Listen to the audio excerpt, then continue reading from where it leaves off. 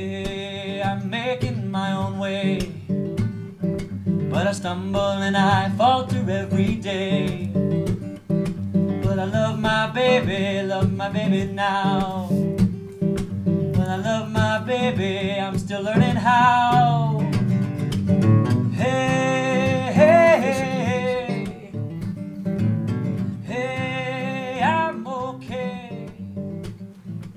Stay with me.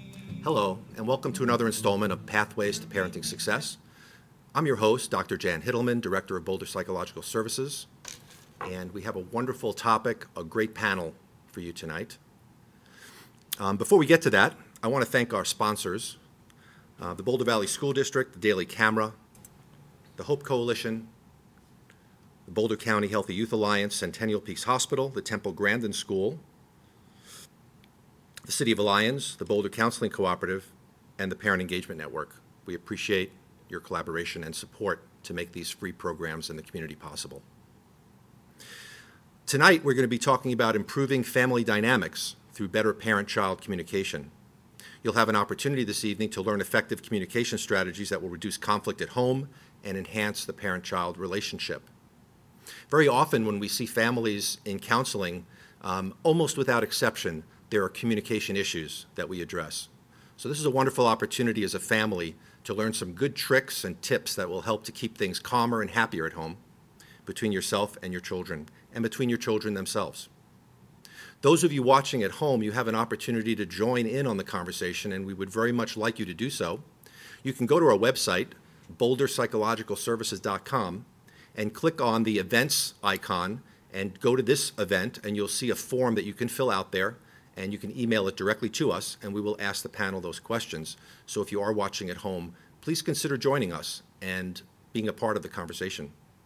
For our hundreds of audience members that are here tonight, we do have those index cards, and you can fill out questions as well for our panel to answer.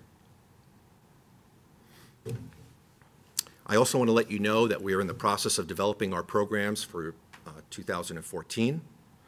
And I can tell you that we have some great programs lined up for our TV show, this show, Pathways to Parenting Success. We're going to be talking about parenting with mindfulness. We're going to be talking about cyberbullying. We have a program on successfully transitioning to college, which I think is going to be really helpful. Whether you have a junior or a senior in high school, this could be very valuable information for you and your junior or senior to watch together. By popular demand, we're going to be doing a special program on marijuana and our youth, particularly in light of the legalization that's going to be happening. Very important conversation that I hope you join us for as well. And we're also going to be talking about how to thrive as a caregiver if you're a caregiver of an older or challenged adult. So please tune into those programs, and very soon we'll have that information on our website, boulderpsychologicalservices.com, in terms of all of our programs, not just our television program, but our programs throughout the community at the Louisville, Broomfield, and Boulder libraries as well. Let's get started on our topic tonight. I'm going to introduce our first presenter, and her name is Lorna Benton. Lorna is a licensed psychotherapist in private practice in Boulder. She has been helping children, adolescents, and their families for more than 20 years. In 2007, she also started dynamic parent coaching, specifically to help parents build solid, communicative relationships with their children. It's my pleasure to introduce Lorna Benton. Lorna. Thank you, Jan. So in terms of parent-child communication, there are a few foundational beliefs that guide my work with children and families that come from Rudolf Dreikurs. The first foundational belief is that all children have the need to belong. The second is that a misbehaving child is a discouraged child, a child who believes that his or her needs are not being met. And the third foundational belief is that all behavior is communication. If we can figure out what a child is trying to tell us with their behavior, we can help them to feel understood and then help teach them more socially acceptable ways to get their needs met. So Rudolf Dreikurs theorized, and it's actually been the basis for a few parenting programs. But he said that there are 4 primary goals of misbehavior. The first is the misdirected goal, trying to get attention, believing that children are only belonging if they are being paid attention to or being doted on. The second one is the need for power and control, that they need to feel like they have control or autonomy. The third one is revenge, which is the need to make others feel as crummy as they're feeling. It's kind of a leveling technique.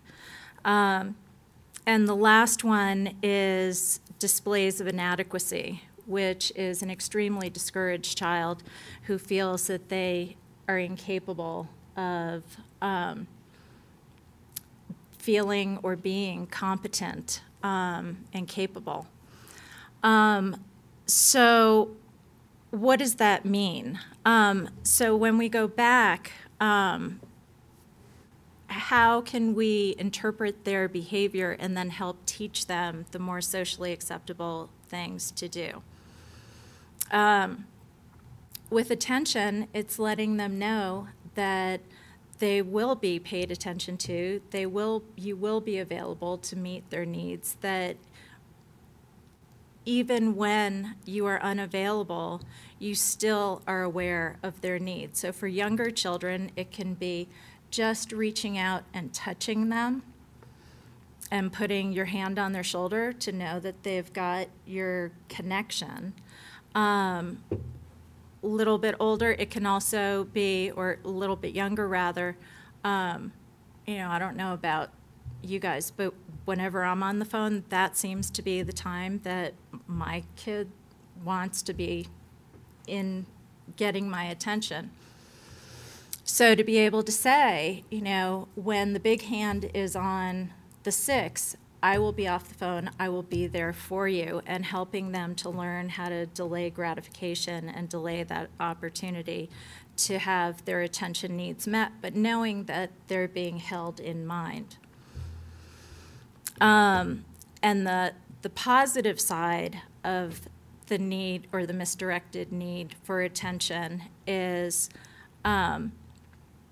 they want to know how to contribute and how to be involved. So if, for example, also you're doing dishes or whatnot, and it's, Mom, I need this, or Mom, I need that, but actually pulling them in and helping them to contribute so they can do the dishes with you, whether that's drying or putting the dishes in the dishwasher. So the second one is power and control, again, and how to help them have a sense of mastery and power and control over what they can control, but not necessarily meaning that they get to control the whole situation. An example that I often give is, bringing kids to the park, and when it's time to leave, they're having fun. They don't want to leave. So to give them some power and control over how they leave, but not necessarily over when they leave or if they leave. So, okay, we're leaving in 5 minutes. What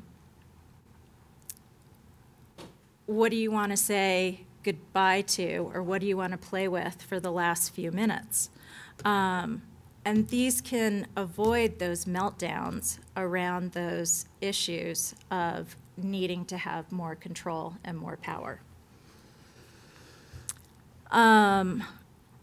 With the third one, revenge, it's really important for a discouraged child to feel understood and to feel like there is a sense of fairness and purpose and reason behind their needs. And then the last one regarding displays of inadequacy.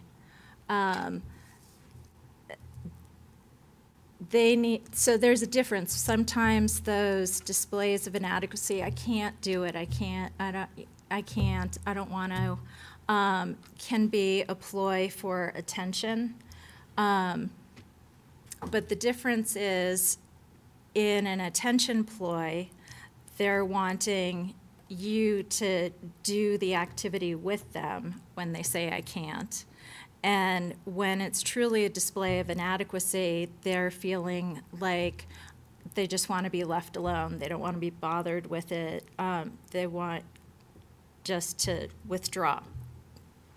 So at that point, it's really important to help them feel like you understand and you can encourage them and help them to make small successes, and that it's the trying and the effort that's really the most critical piece, not the full success. That makes sense. So if we can figure out if we can help teach them more appropriate or socially acceptable ways of getting some of those needs met, then we have children who are much more collaborative and able to communicate their needs. And so I guess the idea is to take some of those negative behaviors, understand what's underlying them, and then try to focus on a more positive approach. Like I was thinking when you were talking about needing more control or power, it sounded like part of the solution that you were suggesting was really to empower the kids a little bit. They give them some in an appropriate way so that they can maybe participate in some of the decision making, even though the parent is in control. Absolutely. And yes, it's important for the parent to be able to have those boundaries, but within those smaller decisions, what can children contribute so that they can learn how to make responsible decisions as they get older and make more important and bigger decisions. Makes sense. Thank you, Lorna. Thank you. Our next speaker is Kat Austin. Kat is a psychotherapist based in Boulder. She's been working in the field for 12 years in a variety of settings, including treatment programs, outpatient programs, and Boulder County Drug Court. Kat specializes in working with adolescents, young adults, families, and couples. She works with addiction issues, depression, anxiety, relational conflicts, and complex family issues as well. It's my pleasure to introduce Kat Austin. Thank you. Thanks for having me here today to talk about how to reduce family conflict. It's something that I talk about in my practice quite often.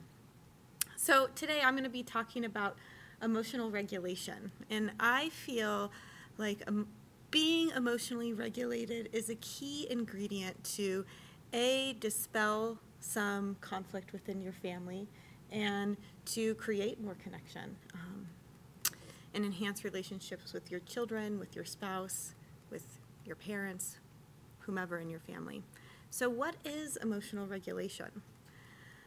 I view it as the ability to think constructively about your feelings, to be able to then cope with your feelings and then be able to engage in ways that are effective, which help maintain relationships and make you feel good about yourself. When we're emotionally dysregulated, what often happens is we can act out in ways that we don't feel good about. We yell at people, maybe call them names, stomp off. You can be passive aggressive. And so being emotionally regulated, you're walking away from potentially conflict conversation feeling like, okay, that was good. I feel good about how I interacted. And that's really the hope here, right? So I'm going to address two pieces. First, being a parent and being regulated, and then secondly, being a child and helping them maintain their regulation. So two important pieces around being regulated as a parent is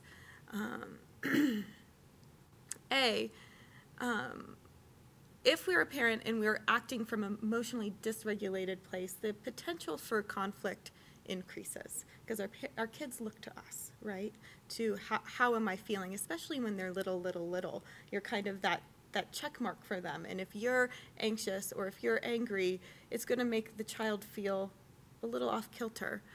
Secondly, we model for our kids how to have conflict. And if we're emotionally dysregulated and engaging in a conflict from a dysregulated place, that's what we're going to teach our kids. And we're not going to help them learn how to stay more even-keeled. So how do parents do that? Because it's really hard sometimes with all of the stuff that goes on in our lives. The first thing I tell parents to do is to check in with your body. Your body is an amazing barometer to tell you how you're feeling. Is your jaw clenched? Is your heart racing? Is your breath shallow? Are your fists clenching? What's happening in your body? Do you feel checked out? Do you want to leave and run out of the door? Those are all cues that say there's some sort of feeling, there's some sort of emotion going on in my body, and I may be going into a dysregulated place. So your body, please use it and check in with it if you're feeling that something's off. Secondly is to identify your own emotions. I don't know about you all, but I definitely can get more frustrated with my child if there's something else going on in my life, and it makes me more vulnerable to emotional dysregulation. And so being able to kind of put the brakes on, feel it in your body, and then check in with yourself and say, what's really going on? Am I hungry? Did I have a stressful day at work? Did I have a fight with my partner? And just having that awareness can help soften and become more regulated. So the other piece here, so identify your emotions, then knowing what's truly going on for you. So those are two pieces. And then the last piece is that we're all human, and we're not always going to be in an emotionally regulated place with our children, nor with our spouse, nor with our coworkers. It just happens that we get dysregulated and we have conflict.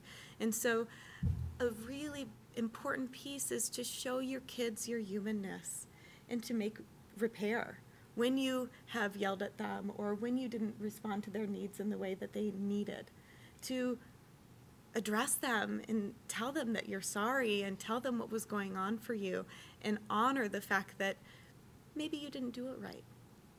And I think that what this does is that it helps kids, it shows kids how to take responsibility for their actions. And that's what we all want our kids to do, right, is to take full responsibility for their actions, so you're modeling that.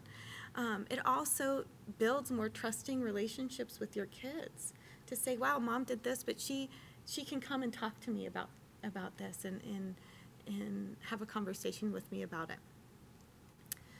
So those are some tips for how parents can stay more emotionally regulated. How do you help your kids do that? And I've talked about it, I said it before, but modeling is such a huge way to teach how to stay on an even keel in face of conflict or stressful situations. And this is always true, and I say this to my clients all the time. Our children and our adolescents will not always do what we say, but they will always do what we do. And so remembering that and to be in a place of modeling and how do I want my kid to address conflict in the future is such an important piece. Then the other piece around how we help our kids do this is how we respond to our kids' emotions is really important, and I'm going to talk about that a little bit. So helping our child become aware of their emotion. So this is oftentimes for littler kids, but it can be for adolescents as well. We are as parents, we need to help give our kids language for their emotion, help them figure out what they're feeling. And so whether it be reading, what their body is doing, what their behavior is saying, and having a conversation with them and saying, hey, I noticed this, what's going on? Are you feeling mad today? So helping your child become more aware of what their emotional experience is. Then the second piece is help you as a parent becoming accepting of your child's emotion, whether it be a positive emotion or a negative emotion. And sometimes that's really hard to be fully accepting if our child is having a fit, having a tantrum. And that goes a little bit more to what you were talking about, Lorna, around if you can kind of look beneath your child's behavior and say, okay, they're really searching for autonomy, you can really accept that negative behavior a little bit more and meet your child's need. Empathizing with your child's emotion is the third thing, and limit actions. All children, all ages need boundaries and limitations. And so to kind of hold that container for their emotional experience is really important, but also to empathize and to validate what their emotions are. So children effectively learn to regulate their emotions when they are confident that they are going to be heard, and when they know that their feelings are going to be appreciated and understood. And I think this is true for anybody, not just kids. When we know that we're going to be heard, when we're going to be understood, we become less emotional, our emotion becomes less urgent, it becomes less painful, it becomes less intense. And what I see is that children often become less insistent, and they can kind of slow down when they know that they're going to be heard, and they can become more open and flexible, which is, gosh, we all want kids that are open and flexible, right? Especially when we're setting limits with them. The fourth piece, and this kind of goes along with empathizing, but validation, and I talk about validation in my practice so much. And oftentimes parents will say, well, I don't want to validate them because I don't want them to think that they're right.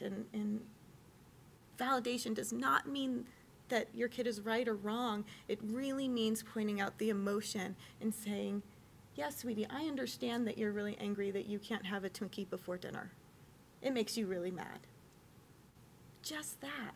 Absolutely, it makes them mad. They want a Twinkie. For any kids, but what it is especially helpful with adolescents is they will pull you into these power struggles, right? I want to do what I want to do right now. And by validating, it can help soften and pull them more into a more judgment, reasonable part of your brain, your prefrontal cortex. Validation will just help soothe the system. Let's see, what else do I want to say that hasn't? The last piece here is that it's okay for your kids to be mad at you for setting a limit. And I think what I see a lot is that parents can become emotionally dysregulated when their kids get mad at them for setting a limit and keeping that boundary. And what's important to know is that it's okay for your kids to get mad, and they will come back to you, especially if you've remained regulated. And where kind of big conflicts happen is when you're setting a limit with your kid and this big eruption happens because you become emotionally dysregulated. And so if you're staying regulated and setting a limit and letting your kid have their emotions and feelings and being mad and then being able to come back and talk to them, and I think what Harmony's going to talk about will follow this up, it will bridge that connection so deeply with your kids. So that is what I have to say about that. I have a question for you. Yeah. So if we are better at regulating our emotions, we would anticipate less conflict in the family. But is conflict bad? No. I personally think conflict in any relationship is good, especially with our kids, because it's teaching them how to have conflicts in the future, but it also gives opportunity to form more connection, to have deepening conversations about really what's going on in the family or within the couple. Mm-hmm. And so in my practice, I say that family therapy or couples therapy is not necessarily about not fighting and not having conflicts. It's about learning how to fight fair. Mm-hmm. And that's what I hope to give to my clients and to my own family is how do you fight and fight fair and mm-hmm. fight in a way that actually pulls you together comparatively to creates disconnection. So it's not about avoiding conflict, it's about learning how to resolve conflict well. Mm-hmm. Yeah. Thank you, Kat. Mm-hmm. Our next speaker is Harmony Barrett-Isaacs. Harmony works in private practice with adolescents, young adults, and families, specializing in depression, anxiety, and transitional issues. Harmony works with her clients to help them build self-acceptance, live more honestly, and have the skills to take care of themselves. My pleasure to introduce Harmony Barrett-Isaacs. Thank you, Dan. And thank you for having me here today. And this is a really exciting topic, and it's neat to hear both what Lorna and Kat had to say and kind of build on these ideas, because this feels like at the crux of so much of the work that we do is communication. And so much of it is being honest with yourself first. And that's, I think, what we heard, especially with what Kat was saying about regulating as a parent, regulating your emotions and your own system. So I work with teenagers and young adults in particular a lot around this, about how to honestly and authentically communicate. And they found that in families, being able to have honest and authentic communication actually helps prevent depression in the teenage years. So this is really big. It's a really big deal to kind of create this landscape in your family where there is open and authentic communication.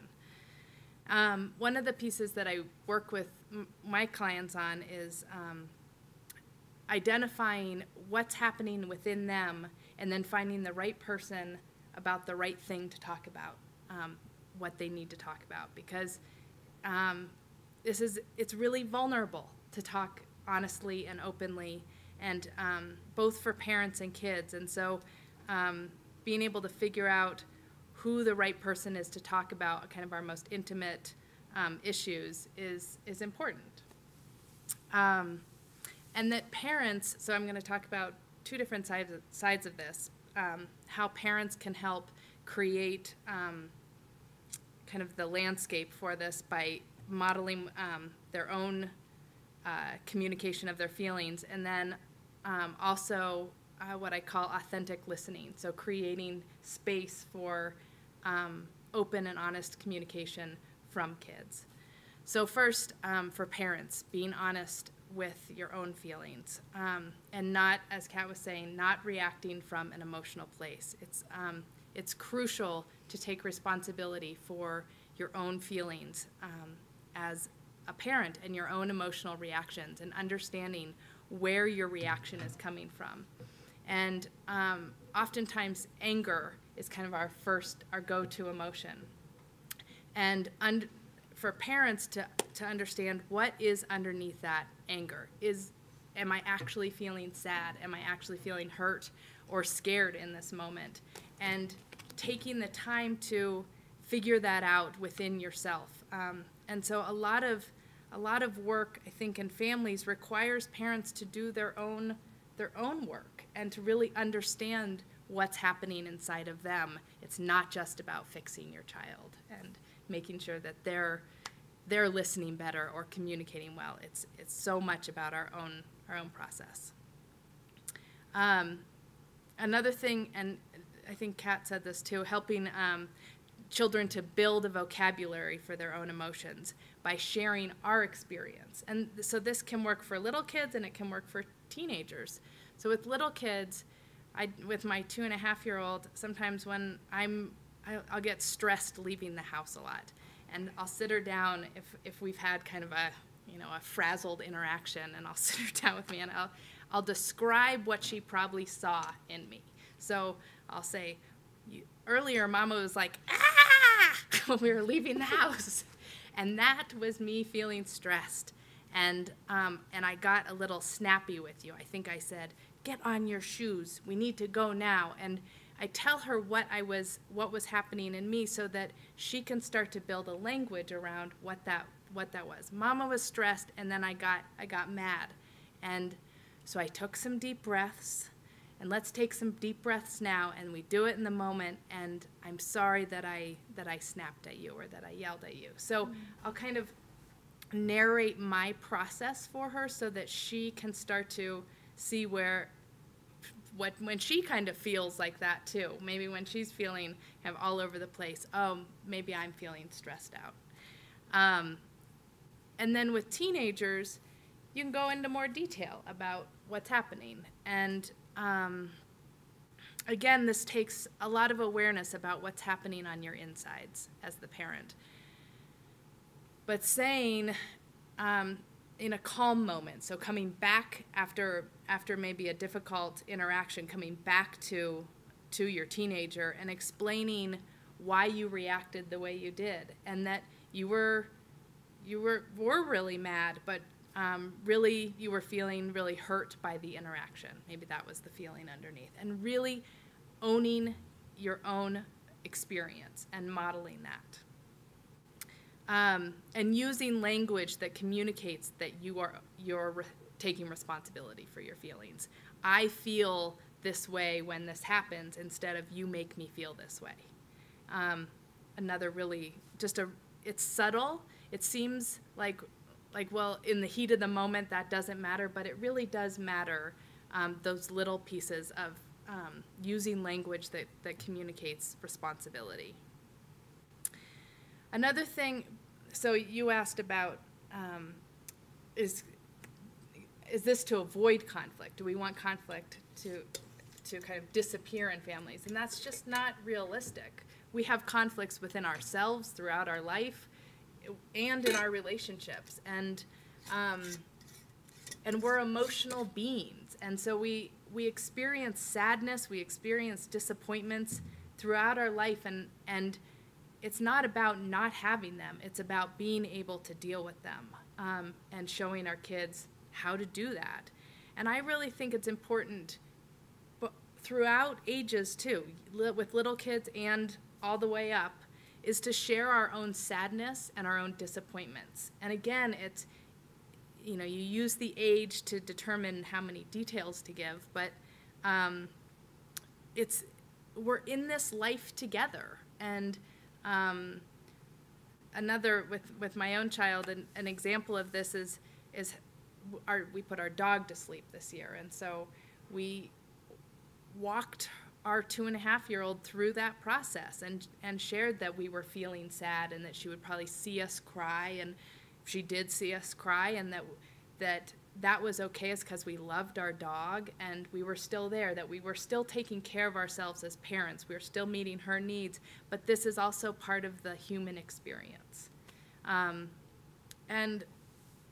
so I think with teenagers too, it's really important to share your life with them in some ways, that you're also a human experiencing what's happening around you, and that you're finding your own way through what life throws at you, and that as a family we're doing this together. And then I'm just going to say it again, and Kat said it, about modeling healthy conflict and resolution with our partners and others in our life. It really does matter how we walk through this life, and our kids really do see and model their own behavior based on what we do. So then the other piece of this, so this is all what we can do with our kids, but then there's the authentic listening part, creating space for them to feel safe to talk to you, because that's what we want too. You want them to feel safe to open up, and it's easier to start when they're little because they want to talk to you for the most part. But if you start young, then you have the foundation set for when they become teenagers, and it gets wonky. It gets hard when kids are teenagers. They're going through a lot, but if you've got the foundation, at least you have something to work from. So again, with the emotional regulation, being a witness to your own emotional reaction when you're listening, that you're aware of what's happening within you, so that you don't shut them down, you don't react in your to what's going on. You can be a really active, good listener. So take deep breaths, calm your own system, take note of what you're reacting to, and deal with that maybe on your own time, but try to create some space to really be a fully present, active listener. Ask less questions and listen more. So for some kids, you need to ask some questions to help them kind of keep going with it. So open-ended questions are good for that. But especially with teenagers, ask less questions. See what they will just kind of unfold if you give them the space to. Reflect what you hear. Reflect emotions that you hear so that they really feel like they are being heard. And try not to problem solve. Oh, like hold on to the problem solver in you that so knows the right way to fix it, because that's not the point. Finding the quick solution is not going to make your kids feel self-reliant and self-confident in their own ability to then solve their own problems. Another important part of authentic listening is not to punish honesty. If your kid comes to you and is being truthful about what happened, process their decision-making, kind of the steps of their decision-making, and then what it is that they want to do about it, and finding their own solutions. Because if you get mad at what they're telling you after they were just honest with you, then they're going to shut down. Next time chances are they're not going to be as honest. Try not to take things personally, even when you're listening. If your emotions come up, again, deal with them on your own time, and then when you're calmer and have more kind of understanding about what was coming up for you, then maybe you can share what your experience was, if it helps strengthen the connection. But we are as parents, we're the main person for our kids to kind of understand their world. And if you take everything personally, then they don't have the space to really understand where they belong in it. And yeah. So be present, turn off the phone, turn off the computer, the TV. With teenagers, again, the car is a good place for kind of more open communication, or the kitchen when you're preparing a meal. You know, they can like hang around or help stir. But sometimes when there's an indirectness in the communication, it can help kind of loosen it up a bit. And finally, just validating the experience. That even with kids in kind of 8, 9 years old and through the tweens and the teens, oftentimes it seems like they're blowing big things out of proportion, that they have a big reaction to little things. But the truth is that their day-to-day experience feels as big as our own stressors. So validating their experience and their emotional response to what's happening around them, because it matters to them. This is how they're learning how to kind of be in the world. That's what I have to say. Thank you, Harmony. You know, one of the things that I was wondering when you were speaking is, I agree with you, the authentic communication is very important.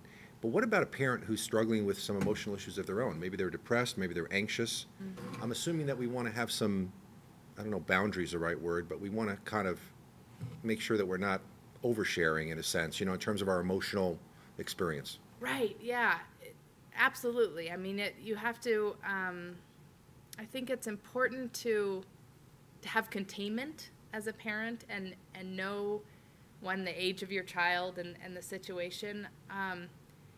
And again, it's going back to kind of the emotion regulation and being aware of what's happening within you. So processing your emotions, if you're feeling really down or anxiety is a big thing for you, that you have your own support system in order to really understand for yourself what's happening, so that when you're with your child, you have a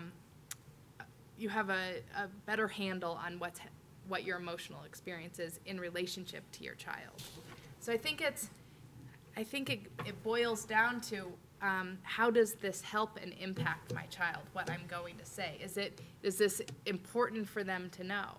And maybe with kids you're saying, I am having a hard time and I'm doing all I can to feel better. And maybe that's all you have to say, that they see it.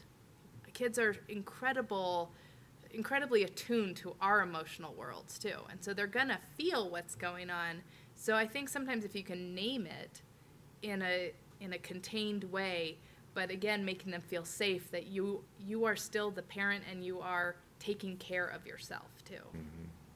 And it sounds like what you're saying is we don't want to have our children become our emotional caretakers. We have to kind of know where that line is. Don't want to burden them. And if we with- need with the support, to get it responsibility. elsewhere, not from our kids. Right. Thanks Thank you, for Harmony. asking that. Our next presenter is Mindy Logan. Mindy's a licensed clinical social worker. She's also a certified addiction counselor, mediation skills facilitator, and a restorative justice facilitator. She has assisted students and their families since 2003. Mindy is effective with adolescents who struggle with drugs, oppositional defiance at home and school, failing classes, skipping school, and anger issues. My pleasure to welcome Mindy Logan. Thank you, Jan. It's my pleasure to be here. So this past summer, I created and launched the SPARK program, and I did that out of the need for Boulder Valley School District to have an alternative to suspension program, so that when our youth are suspended from school, now they have an alternative. Instead of taking the 3-day suspension and being home, they can join my program, and it negates their suspension from school, and they stay in school and they participate in my program after school. Of course, there's a lot more variables to that than just that little Cliff Note explanation, but that's kind of the overreaching piece of the SPARK program and why it was created. And when I created it, I utilized several things. One, I put social responsibility training in it. So that's the curriculum that I use. I also use mindfulness for the youth, so that I try to get them to be a little bit more conscious about their thinking. My hopes is that they will put a little bit of space between their thoughts and their reactions, and if we can get them to pause there and during that space think a little bit, it can be very helpful. And then the last piece that I incorporated was restorative justice. And I think that this is, I feel they're all strong components, but I do believe that the restorative justice component is one of the strongest components, and that's what links me to the conversation tonight about better parent-child communication and the family dynamics, because restorative justice does just that. It helps give that space. All three of you were talking tonight about talking to your children and talking to your partner, and how we should say it, and what we should say and what we should be aware of. But very often, we don't have the space to do it. We don't do it. We say we're going to talk at dinner, or we're going to, meet and go for a walk, but it never happens because we're busy or something. So the great thing about restorative justice is when you do sit together in this circle, because it's usually in a circle, and you come together and you meet for this, it provides the space to talk about all of the issues that you're having. And as Kat was saying, it also, restorative justice helps you repair the harm that you've caused, and it also helps youth take responsibility for their actions. So, for example, if your child steals money out of your wallet, you can ground them for the next 6 weeks and they can't do anything fun, or you can talk to them about the harm that they have caused and what they've done to the family and the consequences, and what, this money that's missing now, perhaps you were saving that to do something that now you can't do. And so oftentimes, youth don't really recognize the consequences, the harm that has been caused by their consequences. And this can provide a lot of growth for adolescents, and that's, I primarily work with young adults, and when they sincerely recognize the harm that they have caused, it can be extremely powerful. So moving along, restorative justice is a great space for improving family dynamics and family communication. And my philosophy is that I think as parents, one of the things that happens as our youth grow up is we lose our visual cues. For example, how Harmony was saying so perfectly that she has a 2.5-year-old. So if Harmony sees her 2.5-year-old playing in the dirt of her indoor potted plant, I'm sure Harmony's going to be upset, but Harmony can see well, but she's 2 years old, so she's going to be a little bit more forgiving. But when your 16-year-old looks back at you like you were an alien when you simply asked, how was your day? You see this full-grown, filled-out, tall person that looks like that should be a simple request that they should respond to. But truly, as a young adult, they're not fully mature, and they're not operating with a fully wired brain, and so we get really upset when they don't respond. And you know, it's kind of a domino effect, and then you get into your upset, and as you were all sharing, then your emotions get mad, and then you go into your own world, and then you start getting angry with them, and all of this has happened because you felt like they should respond in a certain way because they look like an adult, and that's a simple question. So what I see in my restorative justice circles is when you talk to the youth about this, and you actually have the space to talk about communication and what's happening in your families, you find out perhaps why your child doesn't answer you when you ask, how was your day? Because what's happened over time is you've asked him that so many times, and you say, how was your day? And then you don't really listen. What happened in a restorative justice circle with this very thing is that you said, well, I don't tell you about my day because you don't listen, and then you just ask another question, and then you judge what I've said. Well, how simple was that to find out? Apparently, they needed to come together in this, you know, formal setting so that they could have the space. And the mom was like, well, I didn't know. Well, you didn't know because you just keep asking these questions and you don't listen to me, so I just stopped talking. But, you know, that kind of thing they don't provide the space. So, and that's what you were saying too, is that, you know, to have the space to do that. And in the restorative justice circle, you can talk about these kinds of things. So, you know, my point is that when you have issues, when you have things that are going on, we don't provide the time to sit down and really talk about it. For example, another situation I had, and I was sharing with Lorena earlier that I had a situation where the kid was always getting dropped off for school, and he was always angry at school. And so finally, they engaged my services, and it come to find out that he was angry because all the way to school, Mom was talking on the phone. Well, Mom was talking on the phone because he was always texting. Well, he was always texting because Mom was always on the phone. And it seems like a really simple dynamic that they could have possibly shared that with each other, but they didn't sit down and talk about what was going on. And I think what happens with family dynamics and family communication is we don't stop and check in, and we don't realize that perhaps I'm doing the same thing that I keep doing and I expect different results, which of course they call insanity.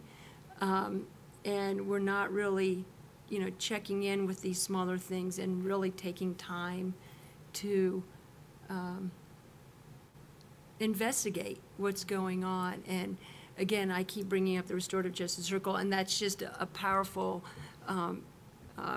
system, if you will, or modality to sit down. But once you have experienced something like that, you can certainly practice it on your own and talk to them and say, how is this affecting you? How is this, you know, interaction affecting you? Or possibly start thinking more. Like if, you know, for example, the mom that was always on the phone, maybe it'll occur to her now, that's for sure, that this dynamic that keeps happening, somebody needs to talk about it.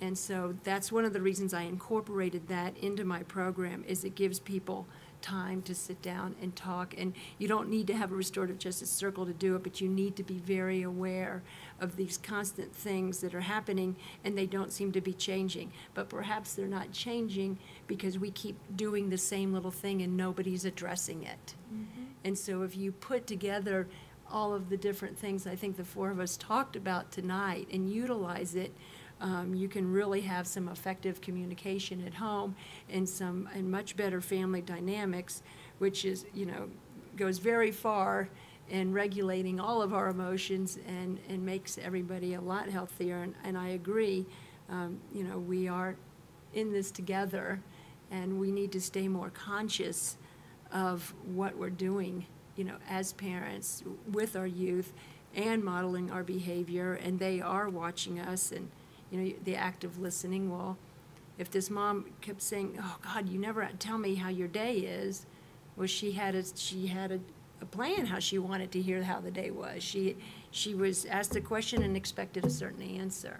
But until you slow down and take time to really look at how things are really happening, I don't think you recognize that. So that's been a very powerful component of the program, is the restorative justice, and it just loops back into what everybody is saying. It just kind of names it and gives it a space for it.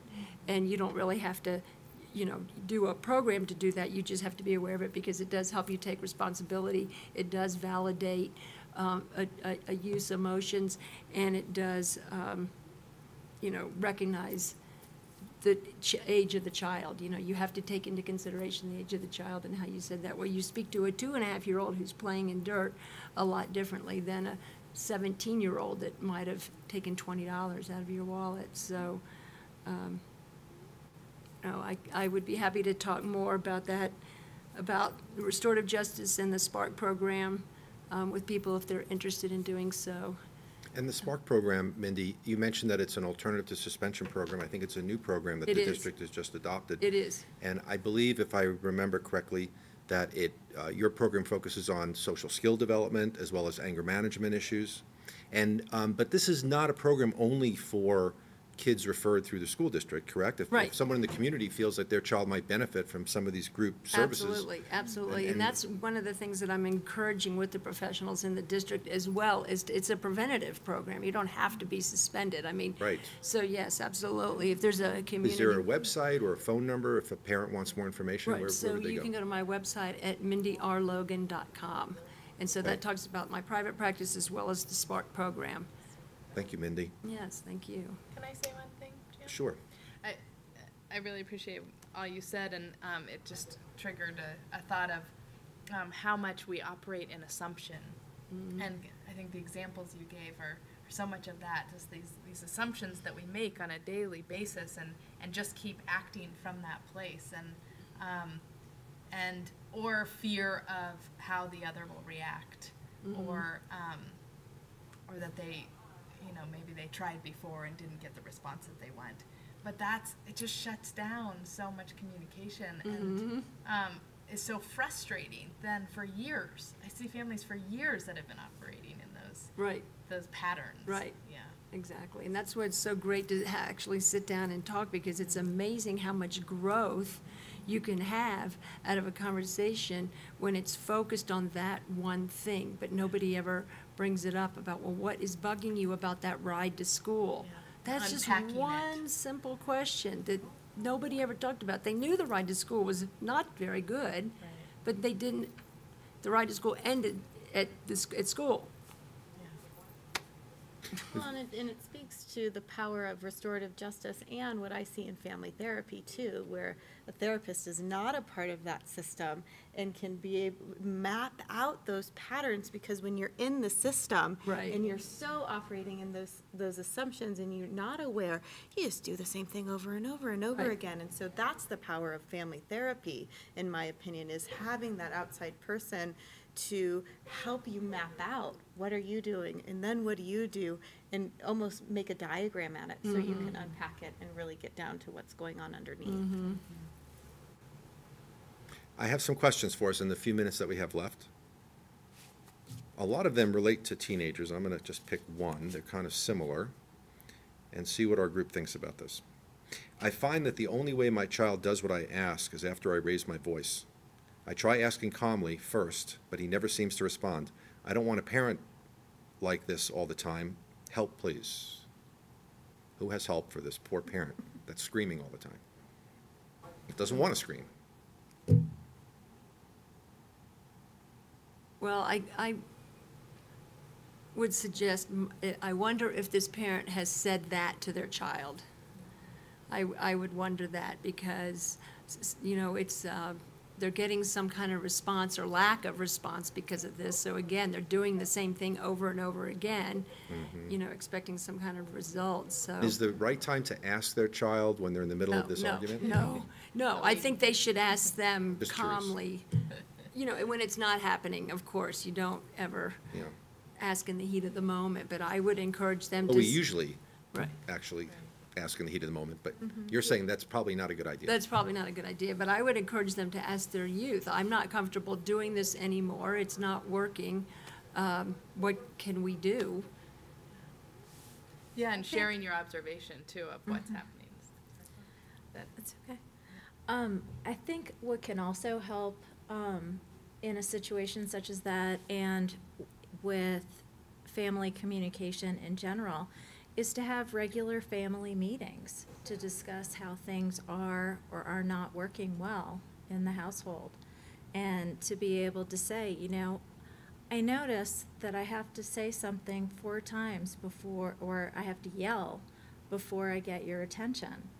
And, you know, it would be so much more helpful if, or, but to have at that calm point in time, the opportunity to have a discussion as a family. And I guess during those family meetings, to use some of the communication techniques that we've been discussing tonight. Right. Another question for our panel. They seem to know everything. One of my kids is a hitter. He hits his younger sister or me when he is angry. He is 6 and hasn't stopped despite many efforts over the past 6 months. Any suggestions?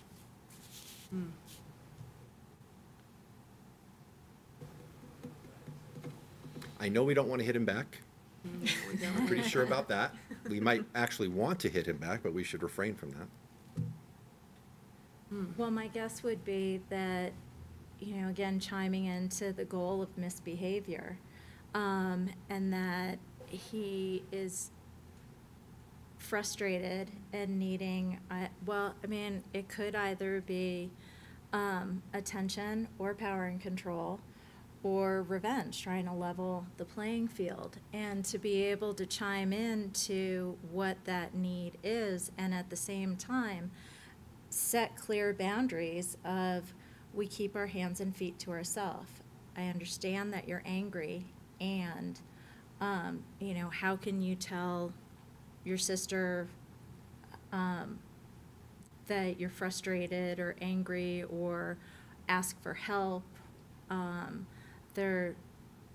Those are the teaching opportunities that are frustrating, especially when you're in the midst of it and you have a younger child that's getting hurt. But those are the teaching opportunities to help give him the tools to be able to use chiming into how he's feeling and use his words and get his needs met. I would wonder too if it's happening during a certain time of day, and trying to do some proactive work around it. If there's, if it is happening at, you know, after school and before dinner, if that needs to become quiet time and everyone's in their own space, or, you know, just kind of observing when it is happening, and and trying to kind of, like Lorna's saying, look at the underlying needs. What's fueling that behavior? Yeah, and I was also wondering if it's a habit. Like, when does he hit?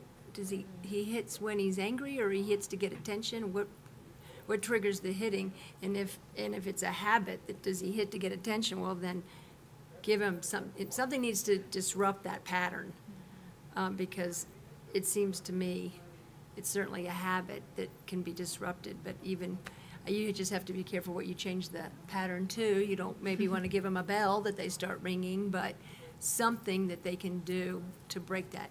Over their head. Ring the bell over their head. Yeah, something that they do that's different. I think that the bell is ringing on our show. We're running out of time. Uh-oh. I want to thank our wonderful panelists tonight for all this great information, our studio audience for being here as well, and those of you watching from home. And thanks to our partners, the Boulder Valley School District and Channel 22. We'll look forward to seeing you next time. Thank you. And now the planet's done its bowing down. soon the growth returns to follow ground. But I know what's churning underneath the snow, and I love my baby and we've miles to go. Hey, hey, hey, I'm okay.